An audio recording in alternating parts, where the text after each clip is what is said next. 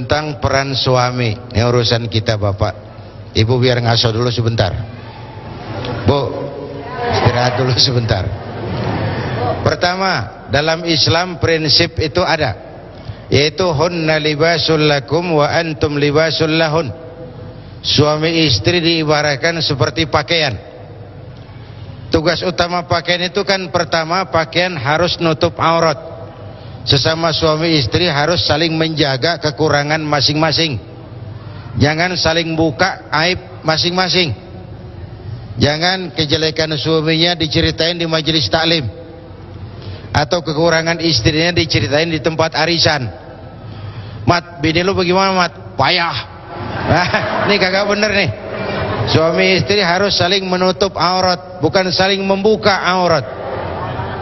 Yang kedua, pakaian itu kan kebanggaan. Saya bangga punya istri, saya bangga, ibu bangga punya suami.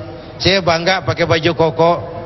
Bahwa tadi ada baju koko megang perempuan yang bukan muhrimnya, itu sih kasuistis Pak, nggak bisa dijadikan ukuran. Di agama lain juga bisa saja hal itu terjadi.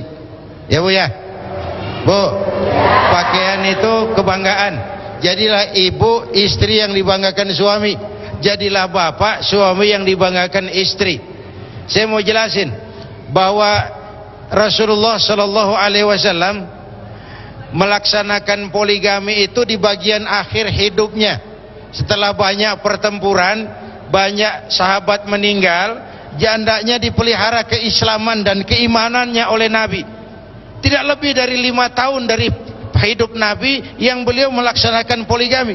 Selebihnya beliau setelah Khadijah wafat lama tidak menikah, baru dengan Siti Khadijah, dengan Siti Aisyah.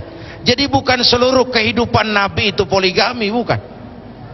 Lalu beliau hijrah saja umur 51 tahun kan. Di Madinah itu baru ada poligami.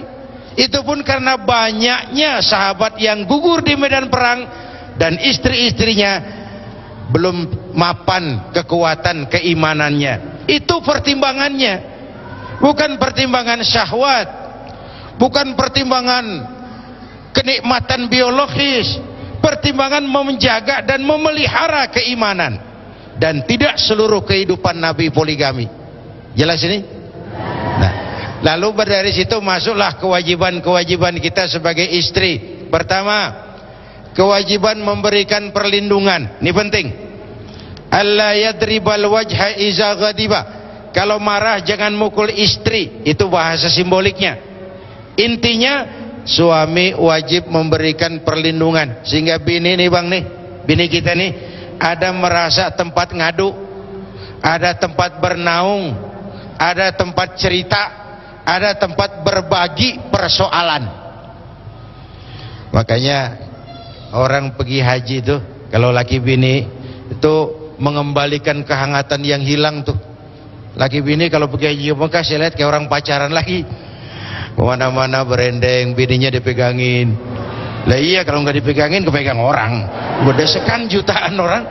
Mengembalikan keharmonisan yang hilang, mengembalikan kehangatan yang lenyap. Istri merasa ada tempat berlindung, tempat bertanya, tempat ngadu.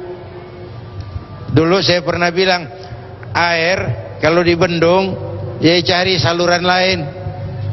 Bini kita nih Pak, kalau lakinya nggak bisa diajak ngomong sama tukang sayur, dia cerita kemana aja dia ngomong, ngecaprak, becek jadinya, nggak ada urusan. Sama juga kalau DPR nggak bisa melaksanakan tugas sesuai dengan harapan rakyat, demo di mana-mana, kan begitu. Kenapa orang perlu demo? Karena dia merasa nggak tersalurkan di Senayan. Yang kedua, kewajiban suami itu setelah memberikan perlindungan, wajiban mengikut masalah sandang, pakaian. Wa alla ayyuksiyaha izaktasa. Kasih istrimu pakaian sebagaimana kamu berpakaian. Ini istri kita Pak, bagian dari hidup kita. Baik dia dilihat orang, baik kita disebut orang. Yang peras keringat banting tulang cari nafkah emang suami. Tapi kenapa mesti dibeliin istri? Ini bagian dari hidup kita. Aduh, empok ano itu pakaian yang dipakai sih nggak mahal, cuman warnanya cocok, modelnya anggun, nutup aurat. Ya terang aja dia kan bininya si Bejo itu. Si Bejo orang bagusin. Tapi kalau bini kita semaunya, tuh empok tuh kenapa gua gerah banget, kenapa ke pasar pakai kutang doang, lakinya ikut juga ke bagian yang nggak benar. Ya. Ini bagian dari hidup kita. Yang ketiga, wa ayyutimaha iza ta'ima, kewajiban menyangkut masalah pangan. Suami yang adil, yang dia makan, istrinya harus makan. Kewajiban yang menyangkut masalah sandang, pangan, papan, perlindungan. Kalau kewajiban ini kita laksanakan, insya Allah ada jalan untuk mencapai rumah tangga yang disebut sakinah. Bukankah bukankah kita baca dalam sejarah Rasulullah itu rumahnya kecil, makam Nabi itu di Madinah, yaitu rumah Nabi dulu di situ, berdua sama menantunya Ali bin Abi Thalib. Rumahnya segitu, tidurnya di atas kain kasar nih, separuh jadi alas tidur, separuh jadi selimut. Sarapan paginya zam-zam, roti, kadang kurma. Tapi dari rumah yang begitu tuh, apa Nabi bilang? Baiti jannati, rumah tanggaku laksana surga bagiku. Baiti jannati. Ternyata untuk ngomong begitu nggak perlu bergelimang kemewahan. Bu, kuncinya adalah tadi itu.